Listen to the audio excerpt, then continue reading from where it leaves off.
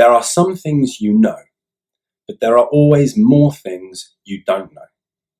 Because sometimes even the things we know can become outdated as things change, or they could turn out to have been false all along, or they can just stop being useful. Then there are things you don't know. Sometimes the things you don't know can get in your way, or maybe they could fill in the gaps in your current knowledge, or just be more useful than what you know already.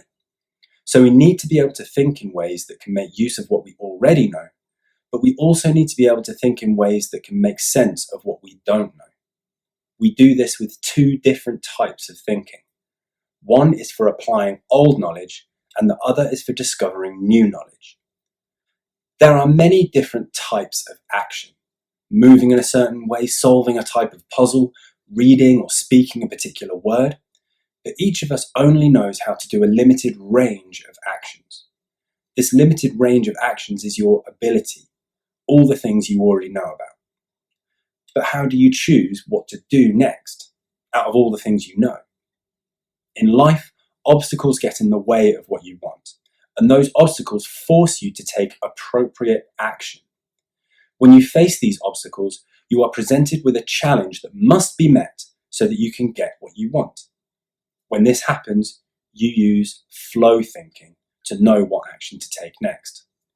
If the appropriate action is already within your ability, flow thinking is used to recall that knowledge and immediately apply it to the challenge. When we use flow thinking, our attention is focused on the present challenge so it can be met with appropriate action at the exact moment it is needed. The more a challenge demands from your ability, the more you need to use flow thinking to meet it with appropriate action. When a challenge meets your ability continually and knowledge is recalled and applied over and over, you enter a flow state. In a flow state, you become so focused on meeting the present challenge with action, you become unaware of what is going on around you. However, sometimes a challenge is greater than your ability. Flow thinking will not help you if you don't already know what to do when an obstacle gets in your way. It's too hard. And then again, sometimes your ability is greater than the challenge. Flow thinking will not help you to know what to do next if there is nothing in the way of what you want. It's too easy. And so when you stop taking action, when you stop applying your old knowledge, flow thinking stops and a different kind of thinking takes over. Instead of focusing on the present challenge and being unaware of everything else, to discover new knowledge, you must let your attention become unfocused to see the things you have been ignoring. You do this with dream thinking. You have taken in information but have not yet made sense of it. And so all the new ideas, images, and details remain in the back of your mind for a time so they can be arranged into something you can understand, know, and apply. When your attention isn't focused on challenges that demand immediate attention, you use dream thinking to randomly arrange and rearrange information to discover where it overlaps and joins. Eventually, after many random arrangements have been made, a picture is created.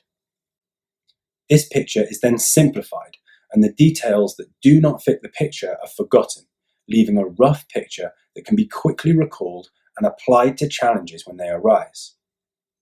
The less action you take in the present, the more you are able to use dream thinking to arrange and simplify the information you have taken in before it gets forgotten.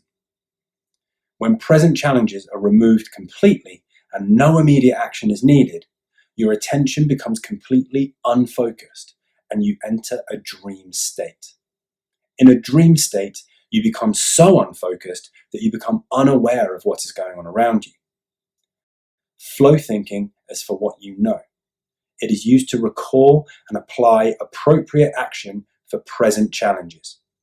Dream thinking is for what you don't know. It is used to arrange and rearrange information to create rough pictures that can be quickly understood and applied.